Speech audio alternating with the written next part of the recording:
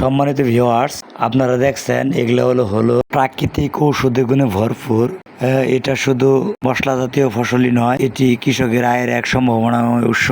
1 acre জমিতে 8 থেকে 10 ton হলুদ উৎপাদন হয়। তাই আমাদের বাড়ির আশেপাশে আনাচে কানাচে অনাবাদি যে জমিগুলো পড়ে রয়েছে, আমরা চাইলেই এই মশলা জাতীয় ফসল হলুদের চাষ করে আমাদের পরিবারের চাহিদা পূরণ করতে পারি।